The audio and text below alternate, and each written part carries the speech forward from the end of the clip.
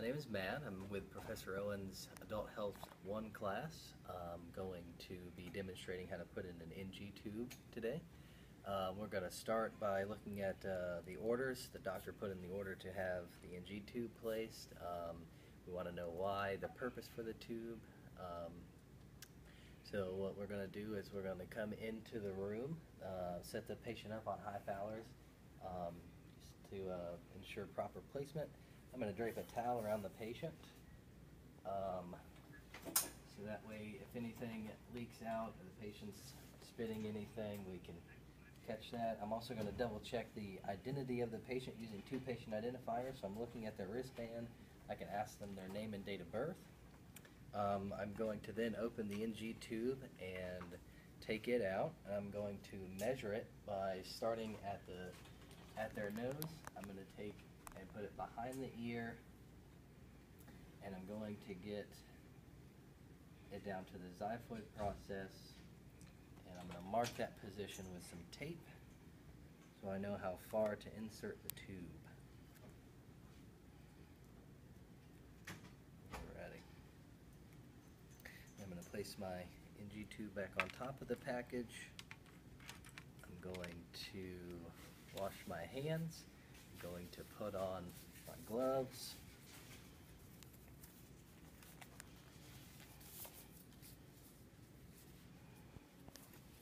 And then what I'm going to do is I'm going to apply some lubricant onto the tube, and I'm going to have the patient lean their head back, and I'm going to start putting the tube in. First couple of inches,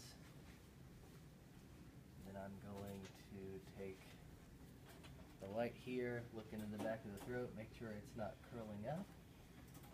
If it's not, we're good. Then I'm going to have the patient lean their head forward, and I'm going to advance the tube, having them swallow as I push it in.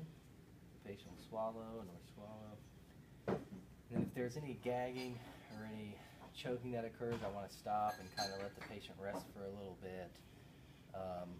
If we have any resistance in the tube, we can kind of apply some downward pressure and then try to advance the tube again. So we're going to keep advancing the tube, advance it until we get to our marking.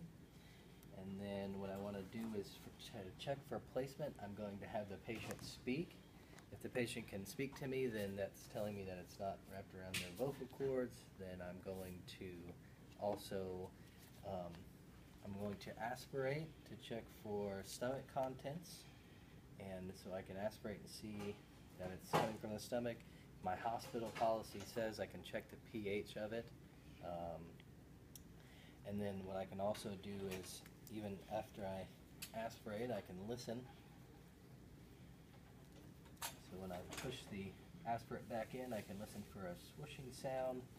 I hear that. Also, another way to check placement, the gold standard to use is chest x-ray to verify placement. So at this point, I would take a rubber band and a safety pin, and I would pin it to the gown of the patient, giving them enough slack to be able to turn their head and be able to move so it won't tug or pull out when they're doing their ADLs in the hospital. And then from there, I'm going to do low intermittent suction, and I'm going to do also oral hygiene for 2 to 3 hours because they'll probably be NPO, so we got to make sure we keep their oral cavity clean.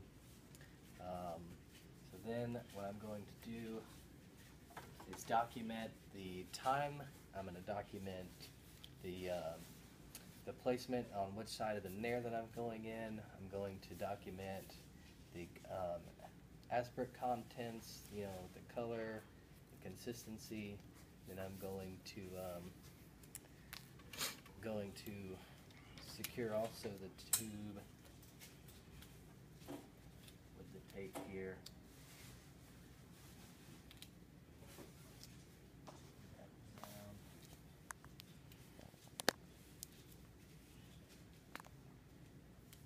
Also going to do client teaching by instructing the patient not to pull on the tube or try to scratch their nose too much, or if they have to cough an excessive amount that the tube might come out, so try not to cough if possible. I'm going to put another piece of tape across their nose,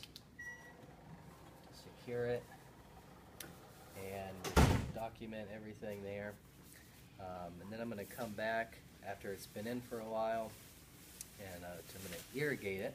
So I would start by washing my hands and putting my gloves on.